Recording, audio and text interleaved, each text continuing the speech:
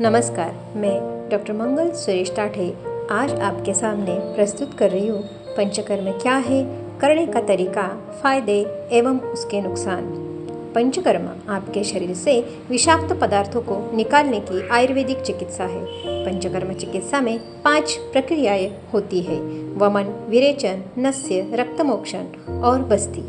इन पांचों का संयोजन पंचकर्म कहलाता है। इन पांचों का उद्देश्य आपके शरीर से विषाक्त पदार्थों को बाहर निकालना और स्वस्थ और संतुलित बनाना होता है। इस वीडियो में आपको सरल शब्दों में बताया जाएगा कि आयुर्वेद की पंचकर्म चिकित्सा क्या होती है, इसके लाभ क्या क्या है और इसको करने से पहले और बाद क्या क्या सावधानी बरतनी चाहिए। पंचकर्म क्या है?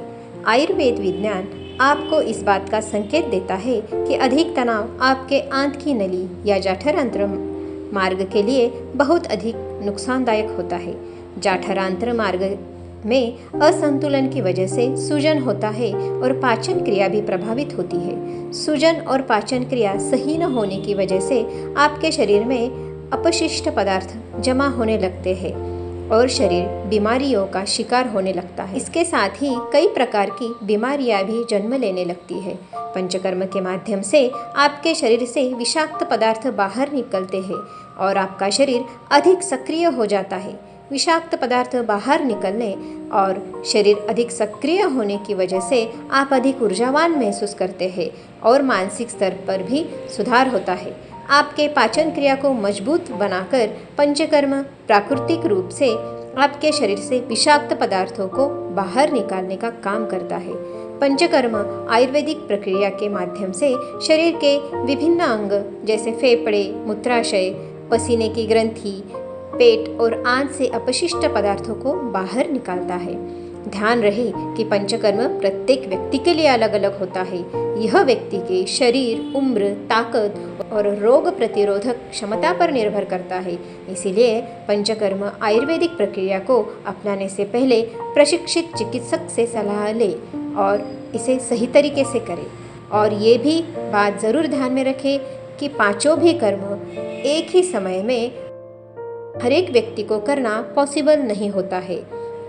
डॉक्टर ये तय करते हैं कि कौन सा पंचकर्म किस रुग्ण को किया जाएगा। पंचकर्म से पहले क्या करें? पंचकर्म से पहले 2 प्रक्रियाएं हैं जिसे आपको पूरा करना आवश्यक होता है। पहला ऑयलेशन, शरीर में तेल लगाना, और दूसरा फोमेंटेशन, शरीर से पसीना निकालना। ऑयलेशन प्रक्रिया में आपके पूरे शरीर में तेल लगाया जाता है। अलग अलग तरीके से आपके शरीर में तेल से मालिश की जाती है। ऐसा करने से आपके शरीर से विषाक्त पदार्थों को बाहर निकालने में मदद मिलती है। फर्मेंटेशन यानी कि स्वेदन, इस प्रक्रिया में आपके शरीर से पसीना निकलता है। ऑयलेशन प्रक्रिया में विषाक्त पदार्थ मुलायम हो जाते हैं और फर्मेंटेशन प्रक्रिया में यह विषाक्त पदार्थ पतला या पानी की तरह हो जाते हैं। ऑयलेशन प्रक्रिया कठोर विषाक्त को मुलायम बनाने का काम करती है, इसे स्नेहन भी कहते हैं, जबकि फर्मेंटेशन पसीने के माध्यम से इसे शरीर से बाहर निकालने में मदद करता है। पंचकर्म चिकित्सा के 5 चरण होते हैं। ये 5 चरण इस प्रकार के हैं। पंचकर्म चिकित्सा का पहला चरण है वमन। इस प्रक्रिया में आपको उल्टी कराया जाता है। आपके शरीर को कुछ दिनों तक आंतरिक और बाहरी रूप से स्नेहन और स्वेदन किया जाता है। इन दोनों प्रक्रिया को तब तक करना होता है जब तक विषाक्त पदार्थ तरल रूप धारण न कर ले। इसके अलावा पूरा विषाक्त पदार्थ शरीर के ऊपरी भाग में इकट्ठा न हो जाए। इसके बाद आपको उल्टी आने वाली दवा दी जाती है। उल्टी के माध्यम से आपके ऊतकों से विषाक्त पदार्थ बाहर निकाले जाते हैं। जिन लोगों को कफ की समस्या है उन लोगों के लिए वमन आयुर्वेदिक इलाज बहुत अधिक उपयोगी है। इसके साथ ही साथ अस्थमा और मोटापा के रोगियों के लिए भी यह बहुत काम का है। पंचकर्म चिकित्सा का दूसरा चरण है विरेचन। विरेचन मलत्याग की प्रक्रिया है। इस प्रक्रिया में आंत से विषाक्त पदार्थों को बाहर निकाला जाता है। इस प्रक्रिया में भी आपको स्नेहन और स्वेदन करना जरूरी होता है। विरेचन प्रक्रिया में आपको विरेचन की दवाइयाँ खिलाई जाती है जो आपके आंत से विषाक्त पदार्थों को बाहर निकालने का काम करती है।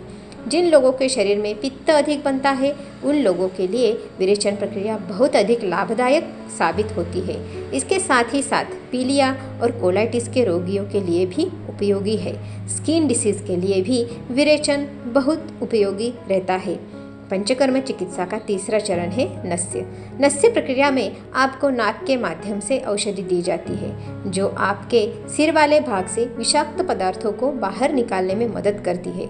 इस प्रक्रिया के लिए आपके सिर और कंधों पर हल्का मालिश किया जाता है जिससे नस्य पंचकर्म के लिए आप तैयार हो जाए। इस प्रक्रिया में आपके नाक में एक ड्रॉप डाला जाता है जो आपके सिर से अपशिष्ट पदार्थ को निकालने में मदद करता है। सिर से अपशिष्ट पदार्थ निकलने के बाद आपको माइग्रेन, सिरदर्द और बालों की समस्या से राहत मिलती है। नस्य प्रक्रिया नाक और सिर से कफ को निकालने के लिए बहुत अच्छा माना जाता है। पंचकर्म चिकित्सा का चौथा चरण है बस्ती।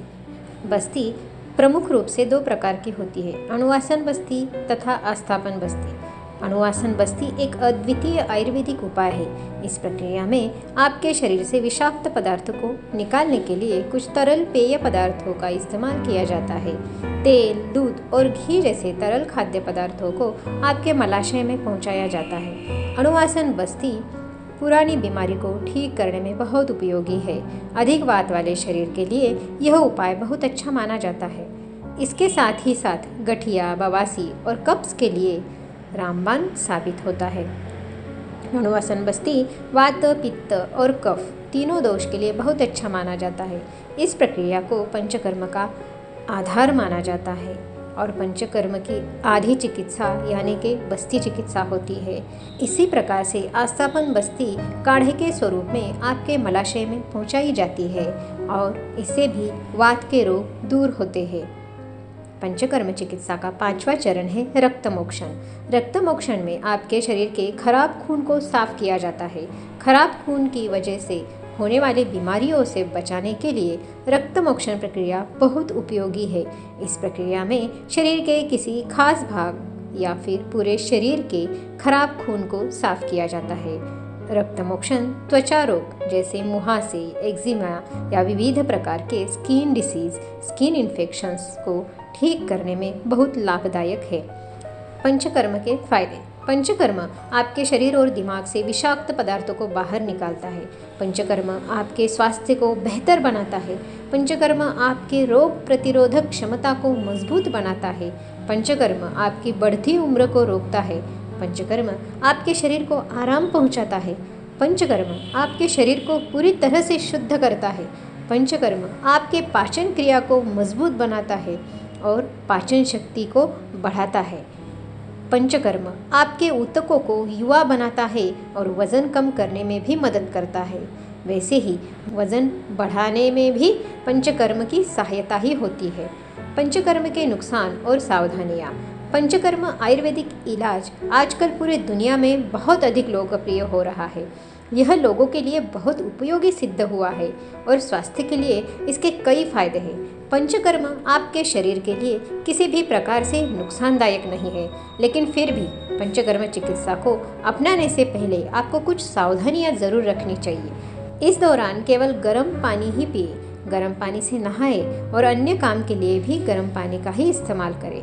पंचकर्म समयावधि में यौन संबंध न बनाएं।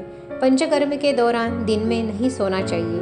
पंचकर्म के दौरान अधिक तापमान से बचना चाहिए या कम तापमान से भी बचना चाहिए, यानी कि एसी का प्रयोग नहीं करना चाहिए। पंचकर्म के दौरान देर रात तक नहीं जगना चाहिए। पंचकर्म के दौरान मुश्किल से पचने वाले खाद्य पदार्थों को न खाएं। संतुलित आहार का उपयोग करें और बाहर के पदार्थ, बेकरी प्रोडक्ट्स, मैदे के पदार्थ न खाएं। पंचकर्म के दौरान अधिक तनाव न ले और व्यायाम भी न करें। ऐसे ही पंचकर्म आयुर्वेदिक इलाज को कुछ व्यक्तियों को नहीं करना चाहिए, जैसे कि मासिक धर्म के दौरान पंचकर्म नहीं करना चाहिए। स्तनपान कराने वाली महिलाओं को भी पंचकर्म नहीं करना चाहिए। फेफड़ों के कैंसर के मरीज, एड्स से ग्रसित स्त्री या पुरुष, बहुत अधिक मोटापा से ग्रसित पुरुष या स्त्री, हाई बीपी के मरीज, दिल के मरीज, बहुत अधिक कमज़ोर व्यक्ति, गर्भवती महिलाएं, किसी संक्रमित रोग से ग्रसित व्यक्ति पंचकर्म से दूर रहे। आपको यह जानकारी अच्छी लगी हो तो शेयर करना ना भूलें। ऐसे ही आयुर्वेदिक के रोचक जानकारी के लिए हमारा चैनल ज़रूर सब्सक्राइब कीजिए। धन्यवाद।